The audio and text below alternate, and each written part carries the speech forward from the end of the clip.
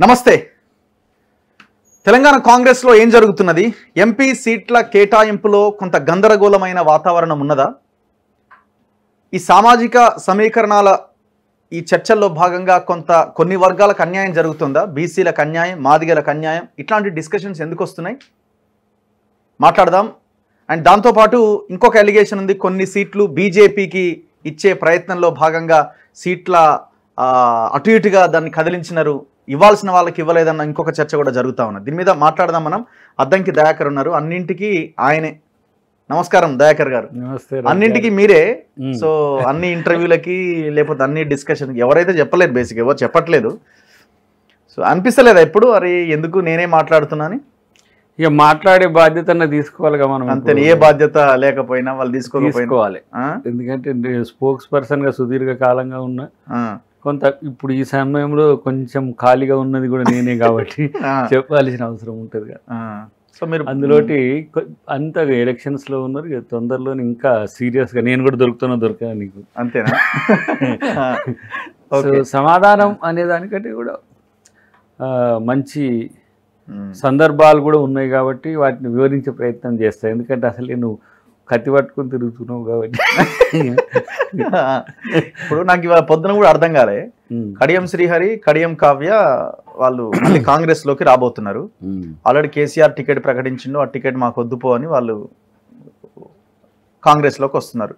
ఎందుకు వస్తున్నారంటే Warangal MP seat ఆమెకి ఇవ్వబోతున్నారని ఒక చర్చ నడుస్తున్నది. ఇప్పుడు ఆల్రెడీ భేటీ నడుస్తున్నట్టుంది. ఇప్పుడు మాదిగలకి టికెట్ లేదన్నది ప్రధానమైన ప్రశ్న. మీరు చూడండి, పెద్దపల్లి మాల సామాజిక వర్గం, నాగర్ కర్నూల్ సంపత్కి ఇవ్వలేదు, మాల సామాజిక వర్గం. వాళ్ళకి ఇవ్వద్దని అంటలేదు, ఇవ్వద్దని అనడం కూడా తప్పే, వాళ్ళకి ఇవ్వాలి. దాంతోపాటు జనాభా దామాషా పద్ధతి గురించి మనం మాట్లాడుతున్నాం. సో ఎక్కువ ఎవరైతే ఉన్నారో వాళ్ళకి ఇవ్వాలి, అందరికీ ఇవ్వాలి. మూడో రిజర్వేషన్ సీటు వరంగల్ ఇప్పుడు కడియం కావ్యకి ఇస్తామని అంటున్నారు. దీంట్లో ఏం చెప్తున్నారంటే మళ్ళీ ఆమె మాదిగా ఎట్లా అవుతుంది, మాదిగా సబ్ క్యాస్ట్ కదా, వాళ్ళు బైండ్లా సామాజిక వర్గం. ఇప్పుడు మరి మాదిగలకు టికెట్ ఏది అన్న ఒక చర్చ తెర మీదకి వచ్చింది. ఇక బీసీలదైతే ఇక దానికి ఎక్కువ మాట్లాడదు, మీ పార్టీలో మాట్లాడడానికి కూడా స్కోప్ లేదు. ఇప్పుడు ఇంకా అది ఫైనల్ కాలేదు నాకు తెలిసి. అంటే వరంగల్కి సంబంధించి ప్రతి సీటు మీద ఒక చర్చ జరుగుతున్నది. ఫర్ ఎగ్జాంపుల్ మీకు గతంలో కూడా చెప్పిన, మల్లురవి గారు బోత్ వేస్ వయబుల్ అవుతాడు. ఎట్లా అంటే మాల తను మాదిగా వదినమ్మ అవుతుంది. సో అట్లాగా అంటే కోనేరు రంగారావు గారి కూతురు. ఓకే, అఫ్ కోర్స్ ఇక్కడ వంశీ కూడా 2 అవుతుంది. ఎట్లా బీసీ ఎస్సీ అవుతుంది కదా వాళ్ళ భార్య. సో ఇక్కడ అనుకో దేంతో కోటింగ్, దేనితో కాదు, వాస్తవంగా చెప్తున్నా. ఓకే, అంటే మల్లురవి గారు సుదీర్ఘ కాలంగా ఉన్నారు ఒకటి. రెండోది ఏంటంటే అక్కడ 2 మాదిగా 1 మాల. వాస్తవానికి అంతే కదా, 2 మాదిగకి ఇవ్వాలి, 1 మాల సామాజిక వర్గానికి ఇవ్వాలి. ఇంకోటి ఏంటంటే కొంత మాకు మాదిగా లీడర్లు లేకుండా చేసింది కేసీఆర్. ఎలిజిబుల్ మంచి లీడర్లు ఉండే, మాకు ఎస్సీసెల్ చైర్మన్గా ఉండే, మాకు మానకొండూరు, ఇట్లా మీకు వర్షం బట్టి చూస్తే మాదిగ లీడర్లను ఆయా జిల్లాల్లో మొత్తం మాయం చేసిండు. ఓకే, కొంతమంది ఏం చేసిరంటే బీజేపీకి ఆల్టర్ అయిండ్రు. ఇక్కడ దొరకడం ఒక ఎత్తు అయితే, ఒక జీవన్ రెడ్డి గారికి సంబంధించి అంశం వస్తే మిగతా ఇప్పుడు ఓడిపోయిన ఎమ్మెల్యేలకు మళ్ళీ టికెట్లు ఇవ్వడం అనేది వద్దు అని ఒక నామం పెట్టుకున్నాను. అట్లా సంపత్ గారికి నష్టం జరిగింది అనుకుంటా. కానీ అదర్వైజ్ ఈజ్ మోస్ట్ ఎలిజిబుల్ మాది కదా. అదే అంటున్నా, అంటే సెక్రటరీ లీడర్లు లేరనో, కాంగ్రెస్ లీడర్లకి ఏం తక్కువ, పవర్ లో ఉన్నారు, కొంత అటు ఇటుగా ఉన్న లీడర్ని కూడా నిలబెట్టి గెలిపించుకునే అవకాశాలు ఉన్న నియోజకవర్గాలు కదా ఇప్పుడు ఇవన్నీ కూడా మీకు బలంగా ఉన్న నియోజకవర్గాలే. నాగర్ కర్నూలు కానీ, పెద్దపల్లి కానీ, వరంగల్ కానీ మీరు ఈజీగా గెలవగలిగే నియోజకవర్గాలు కదా. అక్కడ మనం ఆలోచించాల్సిన అక్కరే లేదు. ఒకటేంటంటే కొంచెం మాదిగల్లో ఎదిగిన నాయకత్వం చాలా పార్టీల్లో కూడా చురుకుగా ఉంది. నాయకత్వమే పార్టీలను లీడ్ చేసే స్థితికి వచ్చింది. సపోజ్ ఆర్ఎస్ ప్రవీణ్ కుమార్ ఉన్నారు అనుకోండి, బీఎస్పీ లీడర్ అయ్యిండు, విశారదన్ గారు ఉన్నారు అనుకోండి, ఒక ధర్మ సమాజ్ పార్టీ పెట్టిండు. మన మందకృష్ణ మాదిగ గారు కూడా దండోరతో పాటు ఎంఎస్పీ ఏర్పాటు చేసిండ్రు. ఆయా పార్టీల్లో వాళ్ళు ఎక్కువ ఏమంటాము నాయకులు ఎదగడం. ఇప్పుడు ఫక్త్ పొలిటికల్ పార్టీలో ఉన్న మాకు రాలేకపోవడం అనేది అయితే కొంత మాల సామాజిక వర్గం ఎక్కువ కాంగ్రెస్ పార్టీతో ఉంటారు ఎక్కడైనా సరే. ఇప్పుడు ఎంత ఆంధ్రప్రదేశ్లో ఎంత పార్టీ లేకపోయినా కొంత ఫేవరెటిజం కాంగ్రెస్ వైపు ఉంటుంది అది మొదటి నుంచి. వాళ్ళు ఇంకో పార్టీకి పోలే. తర్వాత కొంచెం ఈ మధ్యన కృష్ణమాది గారు పూర్తిగా బీజేపీ టిల్టెడ్గా ఉండడం కూడా ఎక్కువ మాదిగలు కొంత అటు టిల్ట్ అవుతున్నాడు. కానీ మేము అవకాశాలు ఇవ్వడంలో రేపు పీసీసీ ఉన్నది, ఇంకా సంబంధించి మినిస్ట్రీస్ ఉన్నాయి, ఎమ్మెల్సీస్ కూడా ఉన్నాయి, వాటిని కూడా బేస్ చేయొచ్చు. అంటే ఇప్పుడు మీరు చూడండి, దానివల్ల బీసీల్లో కూడా మేము మేజర్ సీట్స్ ఇవ్వకపోవడం వల్ల కంపెన్సేటరీ చేసుకోవాల్సి వస్తున్నది. ఇప్పుడు మహేష్ గారికి మనం ఎమ్మెల్సీ ఇవ్వాల్సి వచ్చింది, తర్వాత మన అనిల్ కుమార్ యాదవ్కి ఎంపీ రాజ్యసభ ఇచ్చినాం, ఇంకా రేపు కూడా ఇచ్చే వాటిల్లో కూడా అట్లా ఇవ్వాలని ఒక ప్లాన్. ఇప్పుడు ఖమ్మందేదో నడుస్తున్నది, మొన్నటిదానికి భువనగిరి నడిచింది. కొంత జనాభా ఎంత సార్ బీసీలది? ఇక కేసీఆర్ లెక్కలు తెలియవు కానీ 50% కంటే మరి ఒకటి ఇచ్చినాం, ఆడొకటి ఇచ్చినాం, ఈడొకటి ఇచ్చినాం, ఆడ సగం ఇచ్చినాం అంటే ఎట్లా? కొట్లాడాలి కదా. ఇప్పుడు అందుకని నీకు మొన్ననే చెప్పింది వైరల్ అవుతా ఉన్నది. నేను ఓబీసీ చైతన్యం ఎందుకు అంటున్నంటే అది the major largest population in India. So అవి కులాలుగా పాయలుగా విడిపోయి ఇప్పుడు ఎస్సీలకేమో అట్రాసిటీస్ లేకపోతే అన్టచబిలిటీ అనేది ఒక క్రైటీరియా అయింది. ఇంత మాదిగలు కొట్లాడుకున్నా ఏమైందంటే అన్టచబిలిటీ అనేది టచ్ చేస్తుంది వాళ్ళని. సో బీసీలకు ఈ కాన్సెప్ట్ అయింది. ఏమో షెడ్యూల్డ్ కులాలైనవి, వీటికి రిజర్వేషన్స్ ఇచ్చిండ్రు, షెడ్యూల్డ్ తరగతులు అయినాయి, అవి క్యాస్ట్లు కావాలి. సో బ్యాక్వర్డ్ క్లాసెస్లో క్లాసెస్ ఉన్నాయి, వాటిని కన్సాలిడేట్ చేసుకుంటే మంచిగా భవిష్యత్తు ఉంటుంది. ఇప్పుడు నా పాయింట్ ఏంటంటే, ఇప్పుడు మందకృష్ణ మాదిగ ఆల్రెడీ మీకు కౌంటర్ స్టార్ట్ చేసినాడు. ఎస్సీలకి ముఖ్యంగా మాదిగలకు మొత్తం అన్యాయం చేస్తున్నారు, సంపత్ కుమార్కి వెన్నుపోటు పొడిచినారు, ఇట్లా అని మీరు దాన్ని అకామిడేట్ చేసుకునే ప్రయత్నం, ప్రజలకి ప్రొజెక్షన్ ఇవ్వాలి. కానీ ఇంకా దాన్ని మీరు అసలు పట్టించుకోకుండా వదిలేయడం వల్ల నష్టం మీ పార్టీకి జరుగుతుందా, లాభం జరుగుతుందా? ఇప్పుడు అకామిడేషన్ విషయంలో కూడా కంపిటెంట్ అవతల వైపు కూడా ఇంపార్టెంటే. ఇప్పుడు ఎగ్జాంపుల్ అద్దంకి దయాకర్నే తుంగతుర్తిలో ఒక దశలో పక్కకు పెట్టాల్సి వచ్చింది. ఎవరు అద్దంకి దయాకర్? కామన్ ఏదో పొలిటికల్ లీడర్ కూడా కాదు కదా. ఆమెది మాలమానాడు ప్రెసిడెంట్, నేషనల్ ప్రెసిడెంట్. నా జిల్లాలో ఒక 4-5 స్టేట్ల ఆర్గనైజేషన్ ఉంటుంది. తుంగతుర్తి నేను గెలిచింది ఓడిపోయింది, అయినా ఒక మాదిగకి ఇస్తే కామ్గా మేము ఎందుకు పనిచేస్తున్నాం? మాదిగని గెలిపించుకోవాలని కూడా ఎందుకు పనిచేస్తున్నాం? నా సీటు త్యాగం చేసింది ఎవరి కోసం? ఒక మాదిగ కోసమే త్యాగం చేసిన. అయితే అది పార్టీలో ఉన్న వాళ్ళ మధ్య నా త్యాగాలు ఉంటాయి, పార్టీ కొరకు పనిచేసే వాళ్ళ మధ్యన ఉంటుంది. బయట నుంచి మాట్లాడేటప్పుడు అన్నీ మాట్లాడవచ్చు. మరి నేను అంటున్న బీజేపీనో బీఆర్ఎస్ఓ ఎంత మేరకు మరి మాదిగలకు సహకారం అందిస్తున్నది, ఎంత చేస్తున్నారు, లేకపోతే మాలలకు ఎంత మేరకు వాళ్ళు సహకరిస్తున్నారు? పోయిన క్యాబినెట్లో మాదిగ లేడు. పోయిన క్యాబినెట్లో దాని పేరు మన బీఆర్ఎస్ పేరే మర్చిపోతున్నాం ఆ పార్టీ చివరికి, భారత అంటే లేకుంటే కూడా పంటిఘాటాన కట్టిర్రు మాదిగలు, పట్టిండ్రు. ఈ దాన్ని అంటే అది త్యాగంతో ఉన్నారు. బట్ ఇక్కడ మేము త్యాగం కూడా కాదు, భవిష్యత్తులో మాదిగను మరింత ఎంపవర్ చేసే ప్రయత్నం ఉంటుంది నేను అనుకుంటున్నా. గెలిచిన వాళ్ళు ఎంపీ ఎలక్షన్లో ఇది మీకు పెద్ద డ్యామేజ్ అయ్యే అవకాశం లేదా? ఇప్పుడు చాలా పెద్దగా వైరల్ అవుతా ఉన్నది ఈ వాదన అన్నది, పెద్ద ఎత్తున ప్రజల్లోకి వెళ్తున్నది. ఏం లేదు అని అనుకోవడానికి కూడా వీలు లేదు కదా. ఇప్పుడు నష్టం అనేది కొన్ని నిర్ణయాల వల్ల కష్టమైనప్పుడు తప్పదు. అన్వాంటెడ్ సిచ్యువేషన్స్ ఉన్నప్పుడు ఏమున్నాయి అన్వాంటెడ్ సిచ్యువేషన్స్? ఎగ్జాంపుల్ మీరు చూడండి, వచ్చేటప్పుడే వివేక్ గారు హామీతో వచ్చిండనేది నాకున్న సమాచారం. కనబడుతున్నది. మీన్స్ ఆ సెక్ట్ ఆ ఏరియాలో మంచిర్యాల మీకు పెద్దపల్లి నుంచి మంచిర్యాల సిరుపురు కాగజనగర్ వరకు ఆ ఇంపాక్ట్ ఉంటుంది. అలాంటప్పుడు నేను అట్లయితే వస్తా అన్నప్పుడు పార్టీ ఒప్పుకున్నప్పుడు తప్పలే. కానీ మల్లిరావు గారిని మనం ప్రత్యేక ప్రతినిధిగా పెట్టిందని ఆయన కోపంతో రాజీనామా చేయడం జరిగింది. అంత పెద్ద లీడర్ని పోగొట్టుకోలేము. అట్ ద సేమ్ టైం ఆయనను నేనైతే నిజంగా దళిత్ లేదంటే సోషల్ యాక్టివిస్ట్గా చూస్తే కానీ మాలకు కూడా సరిగా చూడండి. ఎందుకంటే వారు ఎప్పుడు దండోరాకు చాలా సహకారం అందించిండు. అంతేకాకుండా తను చేసుకున్న నేపథ్యం కూడా ఒక లెజెండరీ పొలిటీషియన్ అని, మామూలు ఆషామాషిక్ వ్యక్తి కూడా కాదు కదా. డిప్యూటీ సీఎం ఆఫ్ ఉమ్మడి ఆంధ్రప్రదేశ్, ఈ భూ సంస్కరణలు భూమి ఒక చట్టం ఒక కమిటీ వేసి దానికి చట్టం తీసుకొచ్చినాయి. ఇవన్నీ దాంట్లోకి రావు కదా సార్. అరే అన్ని మనం కేటగరైజ్ చేసి నన్ను చూస్తలేరా సెమీగా అటు మాలగా ఇటు బంజారాగా చూస్తలేరు. ఎంత చూసినా మళ్ళీ అల్టిమేట్ గా ఆ లైన్ కి వచ్చేస్తుంది ఆటోమేటిక్. బట్ మనం అకామిడేట్ చేసుకోవాలి. అది తప్పిదం అనుకోని కానీ కంపల్షన్. ఇప్పుడు ఇంకో దాంట్లో మనం ఇంకో ఎక్కువ అవకాశం. మీరు చూడండి, ఇప్పుడు ఒకవేళ భట్టి భార్య గనక ఎంపీ టికెట్ అక్కడ వస్తే ఈక్వేషన్ ఎంత భయంకరంగా ఉంటుంది చూడండి. మీ ఇట్లా ఎవరెవరు ఉన్నారని వెతుక్కుంటూ వస్తే మొత్తం ప్రొజెక్ట్ అవుతారు కదా మీరంతా. అంటే ఇప్పుడు ఒక సందర్భంలో తప్పట్లేదు. ఒకటేమో ఆర్థిక అంశాలు నిలబడ్డ వ్యక్తులు, రెండోది ఆయా వ్యక్తుల యొక్క ప్రభావాలు కూడా ఉంటాయి. కానీ అదే అల్టిమేట్గా గెలవడమే కదా. ఇప్పుడు మనము జనరల్ సీట్లలో ఓబీసీలకు ఇవ్వచ్చు, ఇంకా చిన్న కులాలకు కూడా ఇవ్వచ్చు, అది సామాజిక న్యాయమే. కానీ నిలబడ్డ వ్యక్తిని ఆధారపడి ఉంటుంది. ఫర్ ఎగ్జాంపుల్ కేసీఆర్ది కూడా చిన్న కులమే, మీన్స్ లిమిటెడ్ ఏమన్నాలి, అది తక్కువ ఫ్యామిలీస్ ఉండేది. బట్ కొట్లాడగలిగిండు కాబట్టి సిద్దిపేట గెలవగలిగిండు.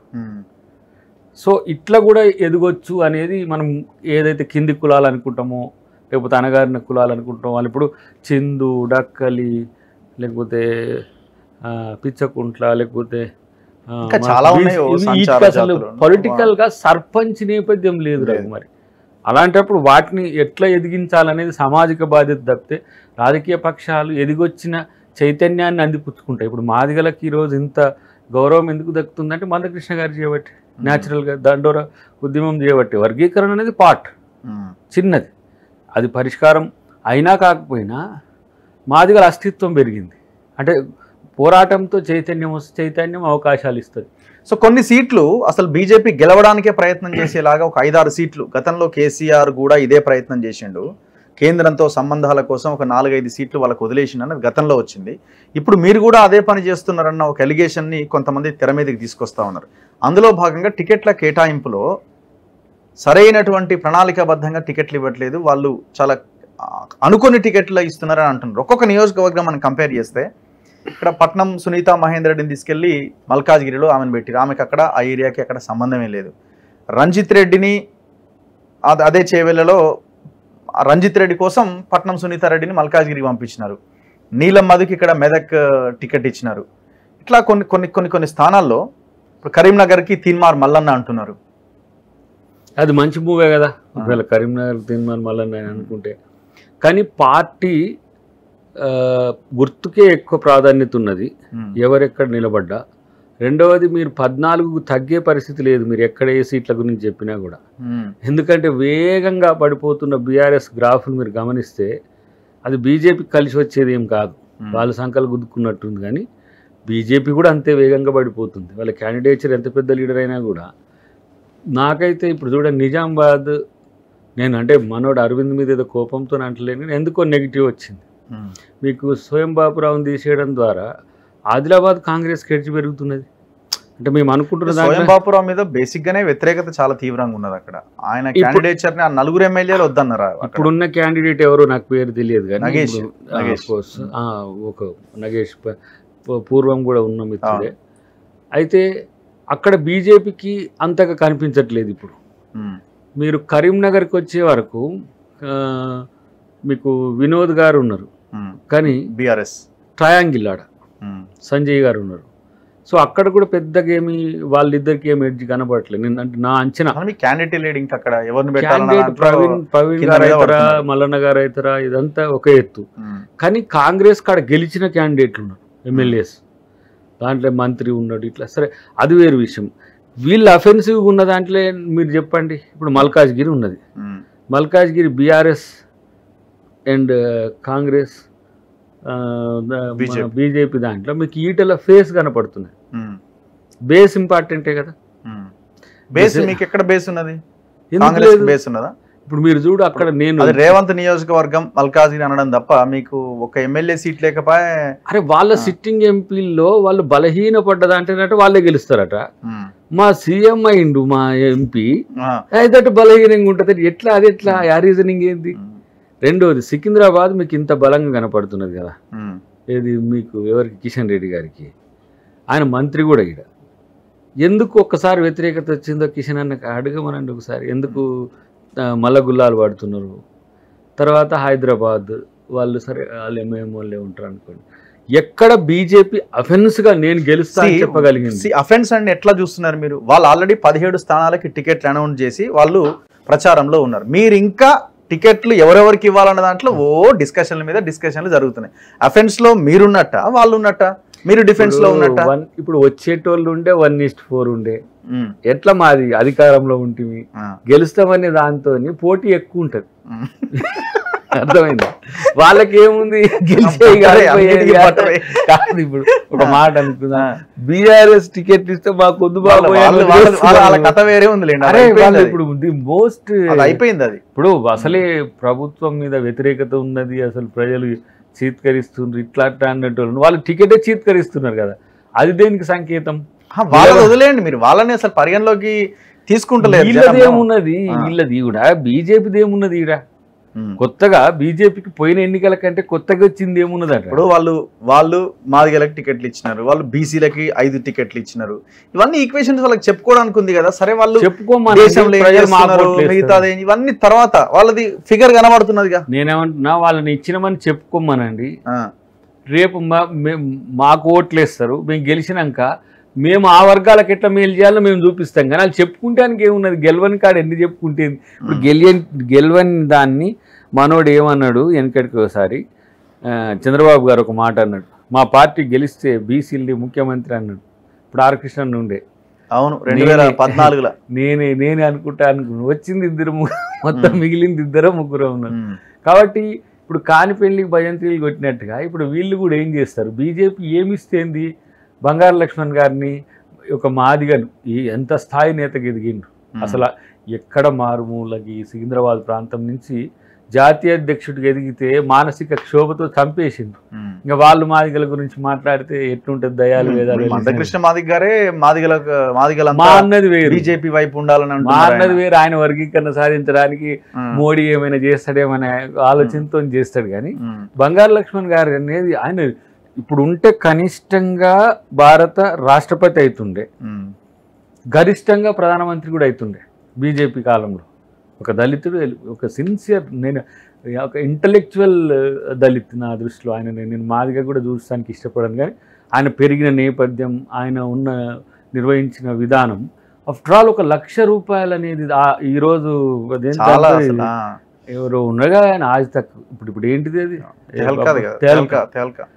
తేల్కా ఎంత క్రూకెడ్గా 1,00,000 రూపాయలు అనేది ఇచ్చి కెమెరాలు పెట్టి దేశమంతా దళితులంటే అవినీతి పరులు అని చెప్పి క్రియేట్ చేసి, ఆయన జీవిత కాలం ఎప్పుడూ తప్పు చేయని వ్యక్తి అయినా సరే ఆ రోజు పార్టీ చందాలు ఎవరు తీసుకుంటలేరండి. ఇప్పుడు మీరు 100 కోట్లు తీసుకుంటుండ్రు. ఇప్పుడు మోడీ ఎలక్ట్రల్ బాండ్స్ అంతా దొంగతనమేనా మరి? అంటే 1,00,000 రూపాయలు ఇచ్చిన దాన్ని చేసి ఒక మాదిగను ఇట్లా ఎదిగినోన్ని, దేశంలో ఒక చమార్ కమ్యూనిటీ నుంచి ఇట్లా ఎదిగినోన్ని చంపింది కదా. ఆ పాపం ఇంక ఏడబోతుంది వాళ్ళకు. అసలు వర్గీకరణ చేసినా కాదు అసలు మాదిగల. మీకు అంటే వాళ్ళు 14 సీట్లు వస్తాయి మీకు అయితే డెఫినెట్గా. అదేం పెద్ద 12 కాడ ఆగి ఉన్నా నేను. ఓకే, మామూలుగా పోతా ఉంటే ముఖ్యమంత్రి 12 అంటుండు, సర్వేలు చెప్తున్నాయని అంటుండు. పోతా ఉంటే పెరుగుతున్నాయి. నువ్వు చూడు, ఇంకా వీళ్ళు అనుకున్నారు ఏంటంటే మేము చాలా మీరు 12 అంటున్నారంటే మొత్తం 17లో ఒకటి ఎంఐఎం పోతే మీరు అంటున్న లెక్క ప్రకారమే, సీఎం అంటున్న లెక్క ప్రకారమే మీకు 12, బీజేపీకి 5, ఎంఐఎం 1 అన్నట్టు కనబడుతున్నది. అంతే కదా? బీఆర్ఎస్ అంటే ఇక మొత్తం అది చాలా దారుణమైన సిచ్యువేషన్. మనం గెలిచని ఎట్లా గెలిచిరాని ఒక లీట్ అవుతారు, ఒకటి పెరుగుతుందని మీరే ఒప్పుకుంటున్నారు. మీరే అంటున్నారు. నేనేమంటున్నా, నా దృష్టిలో పెద్దగా బీఆర్ఎస్ బీజేపీ నిన్న దానం నాగేందర్ గారు చెప్పింది చూసిన నేను TV9 డిబేట్లో డైరెక్ట్ మనం బీజేపీకి సపోర్ట్ చేయాల్సి వస్తుందని చెప్పిండట. ఎవరు? కేటీఆర్. నిన్న మొత్తం అదే ఈవినింగ్ అంతా ఆయనది నడిచింది మొత్తం. తర్వాత ఏంటంటే అసలు ఎట్లా స్వేచ్ఛగా ఫీల్ అవుతుండ్రు ఇప్పుడు బీఆర్ఎస్లో ఉన్న వాళ్ళు. అంటే ఆహా ఇప్పుడు కదా స్వాతంత్రం వచ్చింది అన్నట్టు ఒక్కొక్కళ్ళు పక్షిలా ఎగిరి. ఇప్పుడు కేకే గారు వచ్చేసింది వాళ్ళ కూతురుతో సహా. ఇట్లా ఎవరు కూడా అంత నిర్బంధాలు ఎట్లా? ఇప్పుడు ఇది ఏ ఏకీకరణ ఇదా?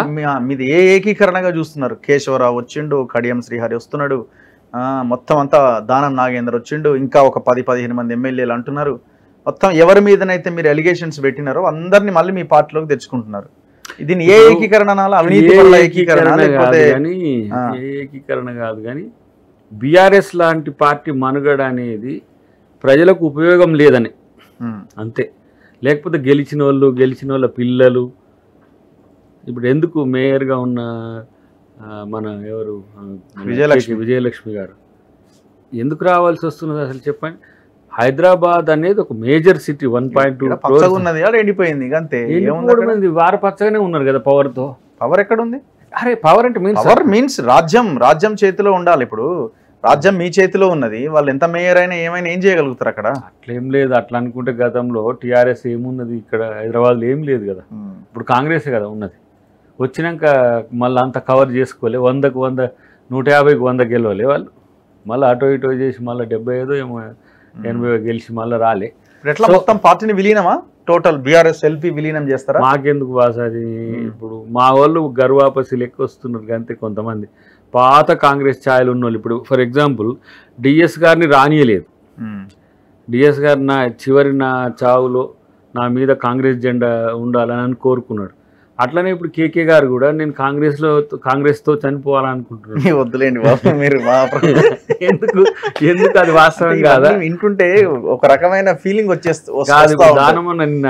ఆయన సత్యదాకా కాంగ్రెస్ లో ఉండేది నాకు అర్థం కాదు. 10 ఏళ్ళు అధికారం అనుభవించి ఇప్పుడు వెలగబెట్టాడు, సర్వనాశనం చేసి తెలంగాణని మొత్తం కాంగ్రెస్ చచ్చిపోతా అంటే చివరాంకంలో కొంత ఒక ఫీలింగ్ ఉంటది కల్ట్ కాంగ్రెస్ కు. ఒకవేళ కేసీఆర్ మళ్ళీ గెలిచుంటే మళ్ళీ కాంగ్రెస్ చచ్చిపోతాను వచ్చేటోళ్ళ. నాకు తెలిసి వీళ్ళకు ముందుగా తెలుసా అనిపిస్తుంది వీళ్ళకు. అంటే దానం నాగేందర్ గారు నిన్ను అంటుంటే నేను చాలాసేపు మేము మాట్లాడకుండా తననే వినుకుంటా కూర్చున్నాం కదా. నేను ఎట్లా ఉండేటోని ఎట్లయినా నా చేతులు 24 మనోడు గ్రేటర్ హైదరాబాద్ అధ్యక్షుడు కదా, 24 సీట్లు ఉంటుండే, మున్సిపాలిటీలో 150 కార్పొరేటర్లు ఉంటుండే. అసలు నేనంటే లీడర్ని అనిపించేది. పులి లాంటి వాడిని తీసుకుపోయి నన్ను పిల్లింగ్ చేసిరని డైరెక్ట్ అంటారు. మీరు నిన్న వినండి. అంటే సెల్ఫ్ రెస్పెక్ట్ అనేది లేకుండా పోయే పరిస్థితి. ఇప్పుడు వాళ్ళు ఇక్కడికి వచ్చి ఎమ్మెల్యేని ఇప్పుడు ఇంత స్వేచ్ఛగా మాట్లాడగలుగుతుండ్రంటే ఎందుకు అంటే బీఆర్ఎస్ ఇప్పటికీ కూడా ఆయన బీఆర్ఎస్ ఎమ్మెల్యేనే కదా టెక్నికల్గా. లేదా కేసు వేసి కాబట్టి మొన్నటిదానిక మీతోని ఉన్న వాళ్ళు వ్యతిరేకం మాట్లాడగలుగుతుండ్రంటే ఏంటి? తర్వాత కార్యకర్తలు ముఖ్య నాయకులంతా కూడా ఎప్పుడో షిఫ్ట్ అయి ఉన్నారు. వీళ్ళు ఎమ్మెల్యేలుగా ఉండాల్సి వస్తుంది ఇక్కడ కూడా అంతే. వీళ్ళని ఫాలో అయ్యేటోళ్ళు కూడా తక్కువ ఉంటారు. కాబట్టి నేనేమంటున్నానంటే అధికారం శాశ్వతం కానప్పుడు మనం ఉన్నప్పుడు మనం వ్యవహరించే తీరు. ఇప్పుడు మర్యాదగా పోయి కేకే గారు నేను ఉండలేను అని చెప్పి తన కూతుర్ని తీసుకొని వస్తున్నాను అంటే ఆయన గౌరవప్రదంగా వచ్చింది. అయ్యా నేను ఎందుకు ఉండలేను అనేది ఒక చెప్పగలిగింది. కాబట్టి కాంగ్రెస్ ఉన్న ప్రేమ కావచ్చు, అఫ్ కోర్స్ మీరు అన్నట్టు అధికారం వల్ల వచ్చే లాభము కావచ్చు. కానీ గెలిచినప్పుడు నీతో ఉండి అన్నీ అనుభవించిన వాళ్ళు ఓడినప్పుడు నీతో ఉండలేకపోతున్నారంటే నాయకునిగా నువ్వు సక్సెసా మేము ఫెయిల్యూరా? మేము ఇన్ని రోజులు అన్నయ్యాన్ని కరెక్టే కదా. ఓకే, ఇన్ని రోజులు కాంగ్రెస్ పార్టీ కానీ మీలాంటి వాళ్ళు మాలాంటి వాళ్ళు కానీ కేసీఆర్ అనేది వాస్తవం అని ఒప్పుకుంటున్నట్టే కదా. ఎంతో మంది అట్లా గూడు కట్టుకొని ప్రేమ లోపల ఉన్న వాళ్ళందరూ వస్తారు. ఇంకొక ముఖ్యమైన అంశం ఏంటంటే కేటీఆర్ మాట్లాడుతున్నాడు, ఎవరో ఒకరిద్దరి దొంగలవి లంగలవి లుచ్చాలవ ఫోన్లో మేము ట్యాప్ చేసి ఉండొచ్చు, పోలీసులు చేసి ఉండొచ్చు, దాంట్లో ఏం తప్పు ఉంది, దీని ఒక పెద్ద మహాకుంభకోణంగా చూస్తున్నారు అన్నది కేటీఆర్ కామెంట్. గతంలో కాళేశ్వరం అప్పుడు కూడా అదే చూసిరు మీరు. అరే ఫ్లైఓవర్ మీద 2 పిల్లర్కి మధ్యలో రోడ్డుకి మధ్యలో ఒక పర్రె వస్తుంది, అటొకరు ఇటొకరు నిలబడి ఫోటోలు దిగి సోషల్ మీడియాలో పెడుతున్నారు, ఇక్కడ రాహుల్ గాంధీ అక్కడ రేవంత్ రెడ్డి అని ఆనాడు దాన్ని చాలా లైట్గా కొట్టిపడేసినారు. ఇప్పుడు దీన్ని కూడా అట్లే చూస్తున్నారు, ఎవరో ఒకరిద్దరు దొంగలే లంగలే ఫోన్లు ట్యాప్ చేస్తే చేసి ఉండొచ్చు, దానికి ఎందుకు ఇంత గొడవ చేస్తున్నారు? ఇప్పుడు నేనేమంటా అంటే మనోడు ఇక్కడ ఉన్న పార్టీని ఇక్కడికి తెచ్చిండు, ఈడగుండు నేనట్టు దీడికి పడేసేటట్టుంది అంతే. అసలు ఎవరు గైడ్ చేస్తుండ్రో ఏందో నాకు తెలుస్తలేదు. కానీ నేను గుమ్మడికాయలు దొంగే అనలే, భుజాలు తడుముకుంటూనే ఉన్నావు. ఎందుకు మిత్రమా నీకు అంత ఎంత తొందరపాటు? అసలు అవసరం ఎందుకు? నీ కామెంట్ కూడా నువ్వు చేయాల్సిన అవసరం లేదు. You're not of course working ప్రెసిడెంట్గా స్పందిస్తున్నా అని చెప్పొచ్చు కాక, దాంట్లో ఎవడెవడు ఉన్నాడో దొంగను పట్టుకొని రాదు. ట్యాపింగ్ అనేది నువ్వేం చెప్పేది యాక్టే ఉన్నది కదా, దానికి లెక్క ఉన్నది. దేశ భద్రత, అంతర్గత రక్షణ, ఏంటి దేశద్రోహం Privacy, ఇట్లాంటివి స్వేచ్ఛ, ఉన్నప్పుడు ఇవన్నీ ఉన్నాయి. అన్ని ఇన్స్టిట్యూట్స్ వ్యక్తిగత రా స్వేచ్ఛ. వాడుకుంటుంది, మిలిటరీ వాడుకుంటుంది, పోలీస్ కూడా వాడుకునే హక్కు ఉన్నది. కానీ పెళ్ళా మొగలు మధ్యన మాట్లాడుకుంటే నీకేం పని? పాయింటర్ కాదు నువ్వు ఏమన్నా కానీ ఇది దీనికి ట్యాపింగ్ చేస్తారు, ఇంకా సిగ్గు లేకుండా లజ్జ లేకుండా మాట్లాడతారు. ఇది ఇది ఏం కల్చర్ అసలు అది? ఎస్, డెఫినెట్గా ఒక ప్రమాదం రాష్ట్రానికి ఉన్నది, సమ్ ఎక్స్ నుంచి వై నుంచి అన్నప్పుడు ట్యాప్ చేసి పడేస్తారు, చంపేస్తారు. ట్యాపింగ్ ఏంది? ఆ హక్కు ప్రభుత్వం పోలీసులకు ఇచ్చింది. వాళ్ళు గిల్ట్గా ఫీల్ అయ్యే వరకు వచ్చింది పోలీసులు, మేము చేసింది గీ దానికోసమా అని. పోలీసుకు కూడా ఒక చట్టం ఉంది, పోలీసు తన పరిధిని దాటి వ్యవహరించ ఉండొద్దని చాలామంది సిన్సియర్ పోలీస్ ఆఫీసర్లు అసలు వాళ్ళు అవసరమైతే లూప్ లైన్ లో పడ్డ నష్టం లేదు. అసలు ఈక్వేషన్ ఇంత భయంకరంగా ఉంటుందని కూడా వాళ్ళు ఊహించకపోతే ఎట్లా? వీళ్ళు ఇప్పుడు ఫేవరెటిజం కొరకు ప్రణీతో సమ్ XYZ చేసిండ్రు. చేసినప్పుడు కూడా ఇది చేస్తున్నప్పుడు ఇంగితం అనేది ఉంటుంది. ఒక పరిధి దాటిన తర్వాత రేవంత్ రెడ్డి గారిని చేయడం రాజకీయం కొరకైతే, అద్దంకి దయాకర్ని చేయడము అణచివేత కొరకైతే, ఇంకో ఎక్స్చేంజ్ చేయడము అదైతే, ఈ రోజు వాళ్ళ లొకేషన్లు ట్రేస్ చేయడము ఎక్కడ ఉన్నారో అనుకోవడం ఒక ఎత్తు, అది కూడా తప్పే. అది ఒక వరకు అనుకుందాం, తప్పు కూడా కాదు. ఇప్పుడు తెలంగాణ మూవ్మెంట్ లో ఉండేది మనము గెరిల్లా టైప్ ప్రోగ్రామ్స్ ఇచ్చేది.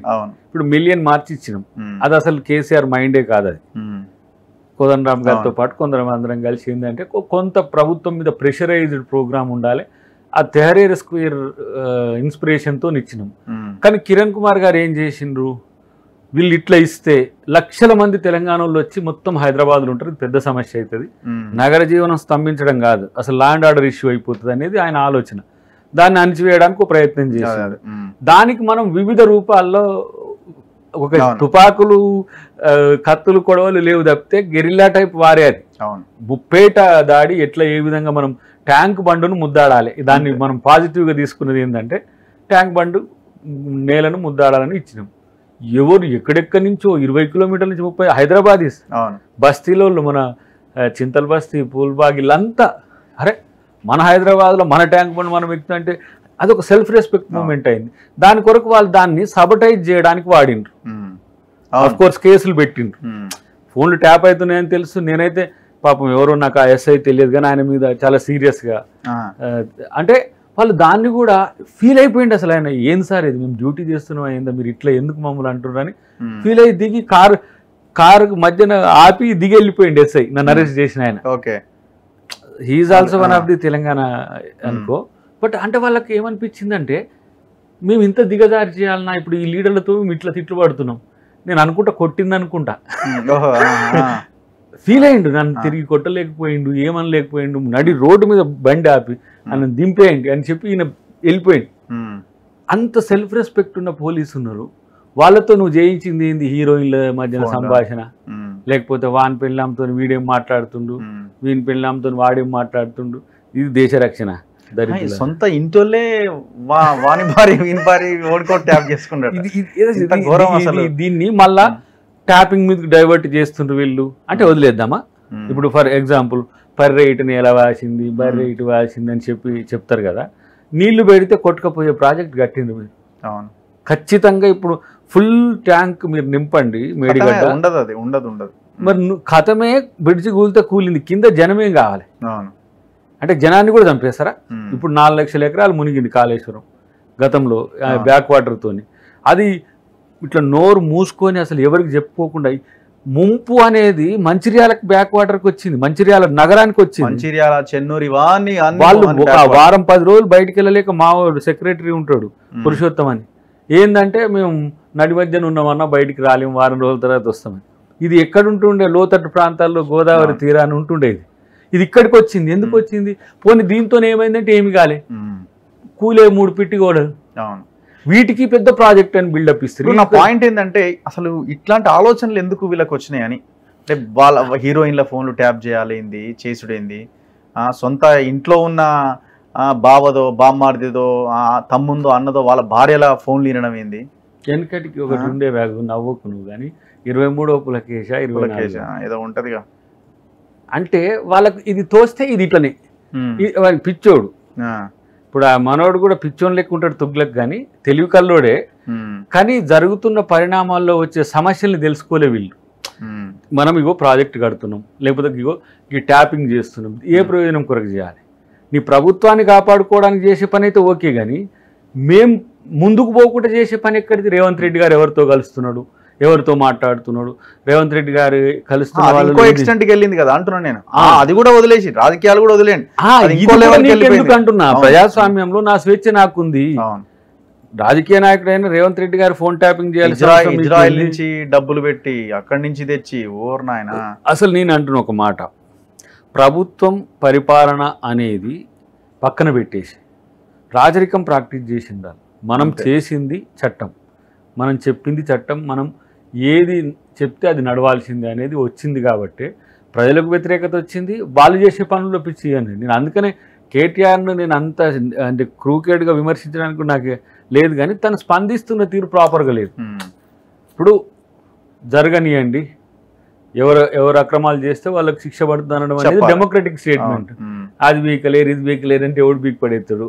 సమస్య అట్లా ఎందుకు అంత మనం అనాల్సిన అవసరం ఏంది? ఇంకొకటి, చేసింది మంచి పని అనుకోండి, జబ్బదరిచి చెప్పుకోవచ్చు. ఇప్పుడు వాళ్ళు కొన్ని చెప్పుకుంటున్నారు, రైతు బంధు మేము మొదలు పెట్టినామని చెప్పుకోండి, దానికంటే బెటర్గా ఇచ్చే ప్రయత్నం మేము చేస్తాం.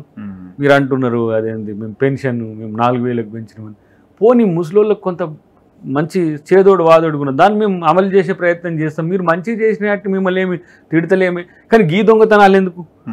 ఇప్పుడు లక్షల కోట్ల రూపాయలు అంటే ఇప్పుడు ఈ లెక్కన కేసీఆర్ ఫామ్ హౌస్ లో ఖాళీ ఏం లేడు. మీలాంటి వాళ్ళు మనలాంటి వాళ్ళు తాగిండు, పండుకున్నాడు, లేచిండు, ఇవన్నీ ఏం లేవు. పెద్ద పెద్ద స్క్రీన్లు పెట్టుకునే ఇప్పుడు చూసినట్టుండు. వాళ్ళ స్ట్రాటజీస్ వాళ్ళకు ఉంటాయి డెఫినెట్గా. ఎవరు కూడా రాజకీయ కేసీఆర్ లాంటి వాడు ఒక దశలో ఉద్యమాన్ని కోఆర్డినేట్ చేసుకుంటూ వయా మీడియాగా ఉంటూ చేసినోడే కదా. తెలుగు తక్కువ మనం ఎట్లా అనుకోగలుగుతాం?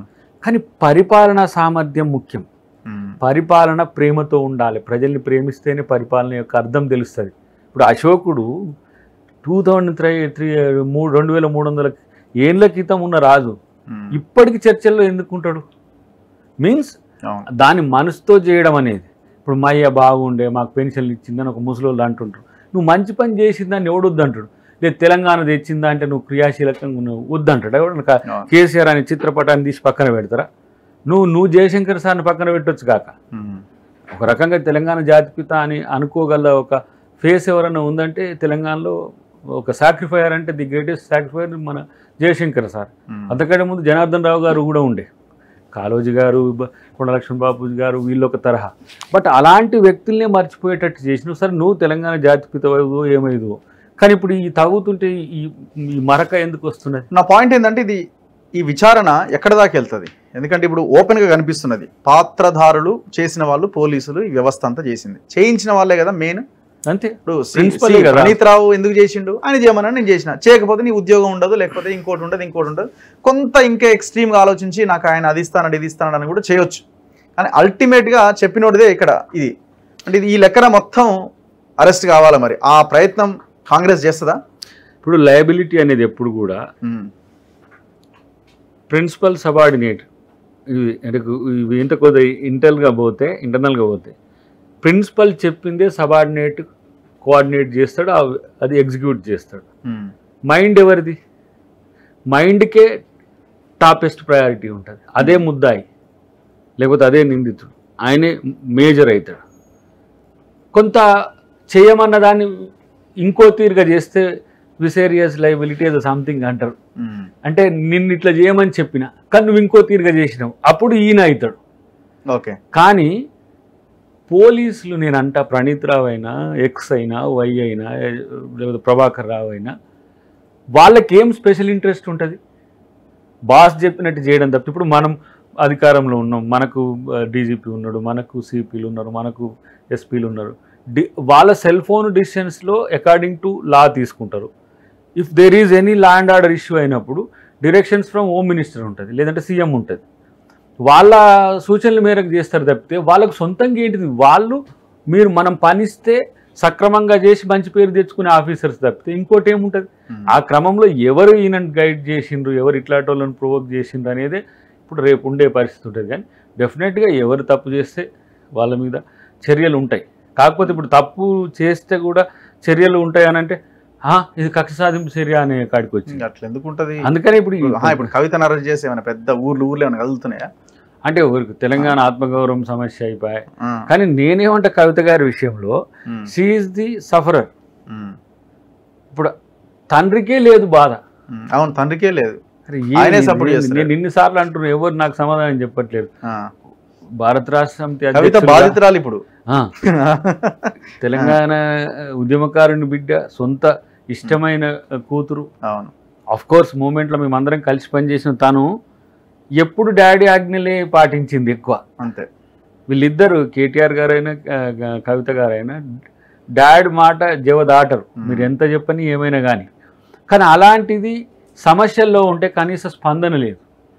అంటే తన రాజకీయ భవిష్యత్తు కొరకు తను నోరు తెరిస్తే తనేం నష్టపోతాడు అని కూతురు కొరకు కూడా మాట్లాడలేని పరిస్థితి వచ్చింది. ఎందుకు వచ్చింది ఆ పరిస్థితి? ఇప్పుడు మామూలుగా ఎవరికైనా సమస్య వస్తే, ఇప్పుడు ప్రజలకు సమస్య వస్తే మాట్లాడతలేరా? రైతుల చెప్పులు చాలా గట్టిగా ఉంటాయి అని చెప్పే నోటికి మరి బిడ్డ ప్రేమ కూడా అంత గట్టిగానే ఉంటుంది కదా, ఎందుకు చెప్పట్లేరు? ఆమె సెల్ ఫోన్డ్గా నిర్ణయాలు తీసుకొని తనంతట తానుగా చేయగలుగుతుందా ఇట్లాంటివన్నీ కూడా? కాబట్టి ఇట్లాంటివన్నీ కూడా కొన్ని ఉన్నాయి లుకానాస్ వాళ్ళు. ఇంకొకటి, ఇప్పుడు ఆయన అసలు ఎక్కడ రెస్పాండ్ అవ్వకపోవడం ఒక ఎత్తు అయితే, ఎక్కడ కూడా జనాల నుంచి కూడా పెద్దగా ఇది లేదు కదా. ఇప్పుడు మీరు కేసీఆర్ వైపు నుంచి మనం ఆలోచిస్తే, కేజ్రీవాల్ అరెస్ట్ అయినప్పుడు మళ్ళీ రెస్పాండ్ అయ్యండి, మీరు చూసినారు కదా. కేజ్రీవాల్ అరెస్ట్ అక్రమం, ఇది అప్రజాస్వామికం అని మాట్లాడింది తప్ప కవిత గురించి ఆ రోజు కూడా మాట్లాడలే. ఇప్పుడు కేజ్రీవాల్ అనే ఒక కొంత ఆయన మీద పాజిటివ్నెస్ ఉన్నది, ప్రజల్లో ఇది ఉన్నది కాబట్టి ఆయన మీద కొంత చర్చ జరిగింది. కానీ కవిత మీద ఆ చర్చ లేదు. సో ఈ నెగిటివిటీ మీద మాట్లాడకుండా ఈ పాజిటివ్ దీని మీద మాట్లాడారు. మేము కూడా గతంలో మా పొత్తుకు లేనప్పుడు కూడా కేజ్రీవాల్ గారిని అరెస్ట్ చేయమని చెప్పినాం. ఇప్పుడు కూడా అరెస్ట్ చేయడాన్ని మేము వ్యతిరేకించాం, కానీ సందర్భాన్ని ప్రశ్నించడం డెఫినెట్గా. కానీ దానికి జాతీయ స్థాయిలో కదా, అంతర్జాతీయ స్థాయిలో కేజ్రీవాల్ అరెస్ట్ మీద వస్తున్న వ్యతిరేకత బీజేపీ మూట కట్టుకుంటుంది, దానికి మూల్యం చెల్లిస్తుంది. కానీ ఒక సిట్టింగ్ సీఎంని కోడ్ టైంలో, కోడ్ వచ్చినాక ఎన్నికల కోసమే చేసే ఈ రాజకీయ దురాఘాతాలు ఏవైతే ఉంటాయో ఇవి బీజేపీకి చాలా చెంపపెట్టు లాంటి నిర్ణయాలు ఇస్తాయి. సరే, మనం కమ్యూనిటీ వైజ్ మాట్లాడినా కూడా బనియాలు అంత తక్కువ, అంటే మీన్స్ అగర్వాల్స్ కానీ వైశ్యులు కానీ అంత తక్కువ కమ్యూనిటీ కాదు. ఎవరిని దేశంలో మీరు ఆ టైంలో అరెస్ట్ చేయలేదు, ఎందుకు తనను అంత సీరియస్గా ఎలిగేషన్స్ కూడా ఎల్జీని పక్కన పెట్టిండ్రు. నేను అదే అంటున్నాను, లెఫ్టినెంట్ గవర్నర్ అంటూ ఎడిపోయిండు, అసలు పేరు కూడా మర్చిపోయిండు. ఆయనే నిర్ణయాధికారి అయినప్పుడు లెఫ్టినెంట్ గవర్నర్ అంటూ పక్కకు తప్పించి అలా నీ రాజకీయ కక్ష సాధింపు కొరకు ఇవన్నీ చేస్తున్నావు. తప్పు చేస్తే చూసినా తప్పే, కేజ్రీవాల్ది నేను రైట్ అని చెప్పడానికి సాహసం చేయ. మీరందరూ కూడా సమానమైన లయబిలిటీ ఉంది మీకు, అంటే మీకు ఆ బాధ్యత ఉంది. సో ఆ తప్పులో చూస్తూ కూర్చున్న కేజ్రీవాల్ది తప్పే, కానీ ఈ సందర్భంలో చేయడం అనేది రాజకీయంగా తను. ఇప్పుడు కేజ్రీవాల్ గురించి మాట్లాడిన కేసీఆర్ కవిత గురించి ఎందుకు మాట్లాడలే? అదే పెద్ద కొన్ని వాటికి నువ్వు సమాధానం చెప్పలేవు కాదు, దాన్ని విశ్లేషించడానికి కూడా వీలు కాదు. ఎందుకు మౌనంగా ఉండొచ్చు, మౌనంగా ఉండడానికి కారణం ఏంది? సరే, బిడ్డ అరెస్ట్ అయింది అయితే కానీ నా బిడ్డ అరెస్ట్ అయిందని నేనే చెప్పుకోవద్దని చెప్పుకోలేదా? లేదంటే లిక్కర్ కేసులో తను ఉన్నది కాబట్టి తను అవమానంగా ఫీల్ అయిందా? లేకపోతే చెప్పింది నేను చెప్తే చేసింది కాబట్టి నేను ఎందుకు మాట్లాడాలనుకో? ఇది బాధ్యత నాకు. ఇది నేను చాలాసార్లు ఆలోచించాను, ఎందుకంటే కొంత మేము మూమెంట్లో కలిసి ఉన్నప్పుడు కవిత గారు మేమంతా కలిసి ఉన్నాం కాబట్టి. అదే కేటీఆర్ గారు అరెస్ట్ అయ్యింది అనుకోండి, అట్లా ఉంటాడా? లేదు హరీష్ రావు గారు అరెస్ట్ అయ్యింది అనుకోండి, అట్లా ఉంటాడా? ఏంది ఈ వివక్ష, ఎందుకు ఈ వివక్ష అనేది సమాధానం చెప్పేటోడు కూడా లేడు ఇప్పుడు మనం అడిగితే కూడా. సో ఇది రాజకీయం క్లియర్గా బీజేపీ మార్కు రాజకీయాల్లో తను కూడా ఉన్నాడు కాబట్టి ఇప్పుడు నేను ప్రశ్నించిన అనుకో మళ్ళీ మోడీ నాయాలి, నిన్ను దేశం విడిచేలా కొడతా అంటే ఇప్పుడు ఉన్న పరిస్థితి బాగా ఇది పరిస్థితి ఏమవుతుందో అని. బట్ ఏదున్నా కూడా ఆయనను అవమానించినట్టు మాట్లాడడం కాదు, కానీ ఈ కారణానికి, ఈ కారణాలకు, ఈ పరిస్థితికి అంతా తానే. కేటీఆర్ గారు ఇలా స్పందిస్తున్నా, హరీష్ రావు గారు అలా వ్యవహరించిన, కవిత గారు ఎలా ఉన్నా, పార్టీలో నాయకులు ఎటుపోతున్నా అంతా ఆయన రెస్పాన్సిబిలిటీ. ఏమైంది మరి మీ పదవి ఏమైంది? మీ మాట్లాడాలి కదా మరి. నా పదవికి ఏం డోకా ఉండదు భవిష్యత్తులో. మంచి ఎంత దూరం వచ్చింది? ఈ ఎన్నికలు అయిపోయిన తర్వాత ఏదైనా నిర్ణయం తీసుకోవచ్చు ముఖ్యమంత్రి గారు. ఆగి ఉన్నదా లేకపోతే వాకింగ్ చేసుకుంటూ వచ్చి రన్నింగ్ కూడా రావచ్చు. అది కూడా బ్రేకింగ్ అంటే అవుతుంది. ఎట్లా మీరు డైరెక్ట్ మినిస్ట్రీ ఇచ్చి ఎమ్మెల్సీగా పెడతారా ఎట్లా? ఏం చేస్తాడో ఖాళీలు ఏమున్నాయి ఎమ్మెల్సీలు ఇప్పుడు ఏమైనా ఖాళీలు ఉన్నాయా భవిష్యత్తులో? ముఖ్యమంత్రి గారు ఏం చేస్తారో ఆయన మైండ్ లేదుంటే అది. ఇంకోటి ఏంటంటే పోతా ఉంటే క్రిటికల్ అవుతా ఉన్నాయి. మళ్ళీ ఇది ఒక పంచాయతీ వచ్చింది ఇప్పుడు నాకు, జాయినింగ్స్ ఎక్కువైపోయినాయి. జాయినింగ్స్ ఎక్కువైనాయి, కమ్యూనిటీస్ వస్తున్నాయి, అన్నీ వస్తున్నాయి. ఏం మళ్ళీ నిజంగానే తెలంగాణ త్యాగరాజు కావాల్సి వస్తుందని కొంచెం అనిపిస్తుంది, కానీ చూద్దాం. తెలంగాణ త్యాగరాజు ఎవరు పెట్టింది కదా మొన్న. అంటే సో కంఫర్ట్గా ఉండడానికి కారణం ఏంటంటే CM and cabinet know about my position and all. ఇప్పుడు మీరు ఒకవేళ మళ్ళీ పదవి ఇచ్చినా మళ్ళీ నల్గొండ నుంచి దూరం జరిపియాలి. ఇప్పుడు నేను ఈ తెలంగాణలో ఏ జిల్లా నాకు ఇప్పుడు? తుంగతుర్తి కదా మీది, నల్గొండ ఉమ్మడి నల్గొండ జిల్లా తుంగతుర్తి నియోజకవర్గం. అవును, కానీ ఇప్పుడు నేను ఆ నుంచి వచ్చిన కాబట్టి మరి ఏ కాంటెక్స్ట్ లో చూస్తే ఇప్పుడు ఆ నుంచి వచ్చేసినారా మీరు? ఇప్పుడు స్టేట్ ఏంది మనకు అట్లా అంటలేను. రేవంత్ రెడ్డి మీకు పదవి ఇవ్వాలనుకున్నా నల్గొండ నుంచి అయితే కాదు, నల్గొండకి సంబంధించిన ఏ పదవి నుంచి కూడా మళ్ళీ తీసుకోలేడు, అవకాశం లేదు. ఇప్పుడు లేవు, ఇప్పుడైతే లేవు. ఏం లేవు? ఇప్పుడు నల్గొండకు సంబంధించిన లేవు. ఇప్పుడు లోకల్ అది కాకపోతే నల్గొండ, ఖమ్మం, వరంగల్ ఉంది.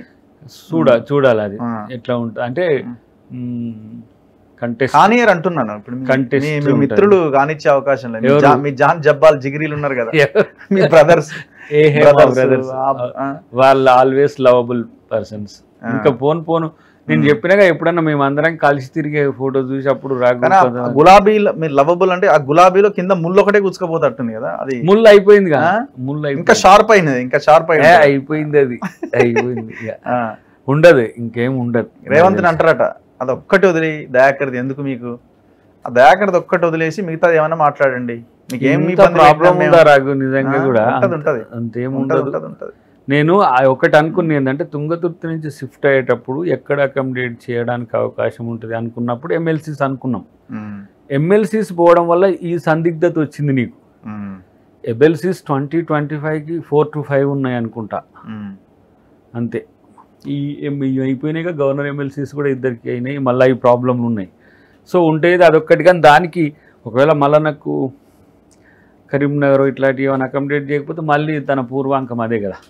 ఆయన మన జడ్సన్ గారు ఉన్నారు, జడ్సన్ గారు కూడా చేస్తున్నారు. సో అక్కడ నేను కాంపిటీషన్ కాదు, కంటెస్ట్లో ఉంచుతాడు. నేను కూడా కంటోన్మెంట్ అని చాలా మంది రాజగోపాల్ నాకు మంత్రి పదవి కావాలి, అమ్మా దయాకర్కి ఎట్లు ఇస్తారు, నేను ఉన్నా కదా ఇక్కడ రెడీగా. ఇక అన్ని లెక్కలన్నీ ఉంటాయి. నేను గవర్నమెంట్ లో ఇన్వాల్వ్ కావాల్సిన పరిస్థితి వచ్చింది.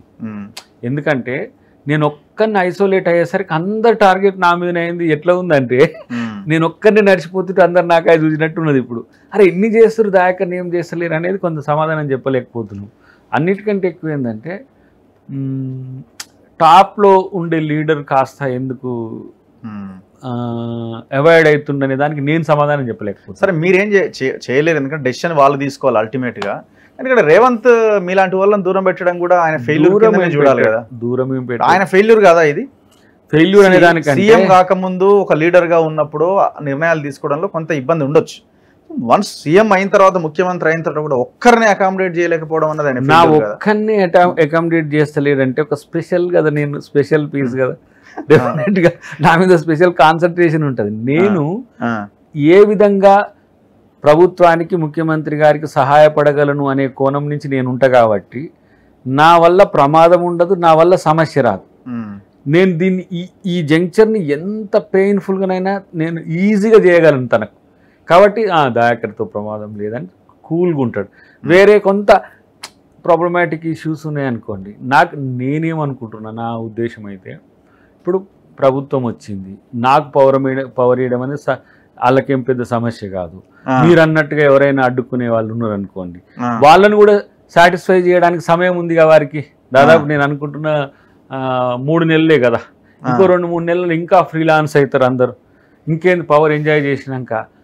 నువ్వు అన్నట్టు కోపం మా బ్రదర్స్కున్నా, బ్రదర్స్ పేరు మీద చెప్పి ఇంకా కొంతమంది ఎవరైనా వ్యతిరేకత చేస్తున్నా వాళ్ళ ఈగో కూడా సాటిస్ఫై అవుతుంది. అప్పటిదానక ప్రేమతో ఉండు. ఓకే సరే, ఏదేమైనా ఇప్పుడు ఉమ్మడి నల్గొండ జిల్లాలో రేవంత్ రెడ్డి అడుగు పెడుతున్నట్టున్నాడు కదా. చామల కిరణ్ కుమార్ రెడ్డికి ఇక్కడ టికెట్ ఇప్పించుకున్నాడు. అటు రఘువీర్ రెడ్డికి టికెట్ ఇప్పించుకున్నాడు. ఈ కోట రఘువీర్ రెడ్డి గారు అంటే జానారెడ్డి గారు, జానారెడ్డి కోట ఆయన త్యాగం వల్ల, జానారెడ్డి గారి సంపూర్ణ త్యాగం వల్ల అసలు ఆయన ఎవరు గుర్తుపడతలేరు, కానీ ఆయన త్యాగం ఎంత పెద్దది. ఈ టైంలో ఏది కాకుండా తను వారసులకు ఇచ్చినదైతే నాకు మంచిగా అనిపించింది. ఆయన కాదా మరి ఒక్కొక్కరు ఇంకా నాకే ముఖ్యమంత్రి కావాలి. కాదైన కొడుకు, ఆయన ఎమ్మెల్యే, ఆయన ఎంపీ, ఈయనేం కాలేదు కదా, కొడుకు కోసం త్యాగం చేసుడు. అరే రఘు పేరు చెప్పొద్దు కానీ కొడుకు కోసం త్యాగం చేసుడేంది. నేను ఒక మాట త్యాగం అంటావా? నేను ఒక మాట చెప్పనా, కొడుకుల కోసం కూడా త్యాగం చేయని వాళ్ళు ఉన్నారు కదా, నేనే అనేటోళ్ళు ఉన్నారు కదా ఈ లోకంలో. అలాంటిది ఈ టైంలో ఆయన బ్యాక్గ్రౌండ్ ఉండి, జైపాల్ రెడ్డి గారి తర్వాత ఒక పెద్ద దిక్కులాగా పార్టీకి ఉండి ప్రతి సమస్యను పరిష్కరించడంలో ఉంటూ తనేమి ఆశించకుండా, అఫ్ కోర్స్ తన పుత్రులు కావచ్చు కానీ తనకు కూడా ఒక ఒక ఒక ఏంది ఒక మిషన్ ఉంది కదా, తను ఆగిన పరిస్థితి ఉన్నది. కానీ నేనేమంటున్నా అంటే రఘువీర్ రెడ్డి గారు వారి నేపథ్యంతో ఉంటుంది. చామల కిరణ్ గారు ఇప్పుడు రావడం అనేది ఒక రకంగా ఒక కొత్త బ్లడ్ రావడమే నా దృష్టిలో. సో అది ఒక వాంఛనీయ పరిణామం. ఇంకా అన్నిటికంటే ఎక్కువ ఏంటంటే తను ఒక 20-25 ఇయర్స్ ఎన్ఎస్యూ యూత్ కాంగ్రెస్ నుంచి పార్టీకి లాయల్గా ఉన్నాడు. ఆల్మోస్ట్ ఆల్ రేవంత్ రెడ్డి గారి రాజకీయ పయనంలో తను సహచరునిగా ఉండడమే కాకుండా ఒక విలువైన ఇన్పుట్స్ కూడా ఇచ్చినట్టు, కాబట్టి తనకు దక్కిన గౌరవమే అంట. కాబట్టి అది అందరు ఒప్పుకోలుతో జరుగుతున్నదే. అందరికి వచ్చి మీకు రాకపోయా లాస్ట్ నాకు పెద్దది వచ్చేటప్పుడు నువ్వు చూస్తావు, నువ్వే ఏం చేస్తావు. కానీ ఇప్పుడు నువ్వు మొన్న అన్నావు మళ్ళీ ఇప్పుడు ఇక్కడ మళ్ళీ మీకు ఒకవేళ మినిస్ట్రీ అన్నది మళ్ళీ రాజగోపాల్ రెడ్డితో మీకు క్లాష్ వస్తుంది కదా. ఎందుకంటే ఆయన మొన్న ప్రెస్ మీట్ కూడా చెప్తున్నాడు, లేదు నాకు వచ్చేసింది ఇక మంత్రి పదవి నాకు వచ్చేస్తుంది అన్న యాంగిల్ ఆయన మాట్లాడుతున్నాడు. ఇక మంత్రి లేకపోతే ఎమ్మెల్యేనా, ఎమ్మెల్సీనా, ఎంపీనా పక్కన పెడితే కంటోన్మెంట్ ఎక్కడ ఆయన ఆల్రెడీ శ్రీ గణేష్ తెచ్చుకున్నారు కదా. కంటోన్మెంట్ నేనేమన్నా అడిగినా, లేకపోతే ఇంకెవరు ఇంకా ఖాళీ ఎక్కడ ఉన్నది ఇంకెక్కడ మీన్స్ నేనేమంటున్నా, ఇప్పుడు ఎమ్మెల్యే లేదు, నేను అంటే కంటెస్ట్ చెప్తున్నా, ఎమ్మెల్యేనా, ఎమ్మెల్సీనా, ఎంపీనా, ఇంకా మంత్రినా, ఇవంతా కూడా నేను పెద్దగా ఆలోచించే పరిస్థితిలో లేను. ఎందుకంటే ఇప్పటికీ నేను సమాధానపూర్వకంగా ఉండి గవర్నమెంట్లోకి పోకపోతే నాకు ప్రమాదం ఉంది. ఎందుకంటే అయ్యో పాపం అనేది చాలా పెద్ద శిక్ష. అవును, సమస్య ఉండదు, మళ్ళీ ఉండకపోతే ఉండకపోయింది, నన్ను మర్చిపోతే ఇంకా బెటర్. ఎందుకంటే హాయిగా నేను OBC movement something I'm planning for my self only. Of course రేపు ప్రభుత్వం మారుస్తుందా, బీజేపీ వస్తుందా అనే అంశాలతో కూడా ముడిపడి ఉంటుంది అనుకోండి. బట్ నేను పదవి కోరకు కాదని చెప్పడం అనేది పాత చింతకాయ పచ్చడి అయింది. కానీ పదవి వద్దనను, పదవి కొరకు ఆరాటపడను, పదవే లక్ష్యంగా పనిచేయను. పదవి వస్తుంది, పని చేసుకుంటూ పోతున్న క్రమంలో ఒకరికేమో పని చేయకపోయినా వచ్చింది అనేది ఇప్పుడు ఇక్కడ జరుగుతున్న చర్చ. నాకు మరింత పదునైన పదవి వచ్చే అవకాశం ఉంటుందేమో ఆప్టమిస్టిక్ ఎదురు చూడడం లక్ష్యం తప్పితే ఆలుగూడు, సానుగూడు, ఏమంటారు గులుగుడు ఇట్లాంటి పదాలు ఉండవు. మరింత రెట్టించిన ఉత్సాహంతోనే పనిచేస్తాడు. Anyway thank you very much Dayakar గారు. Thank you. ఇది అద్దంకి దయాకర్తో ఇంటర్వ్యూ. చూస్తూనే ఉండండి మన తొలి వెలుగు.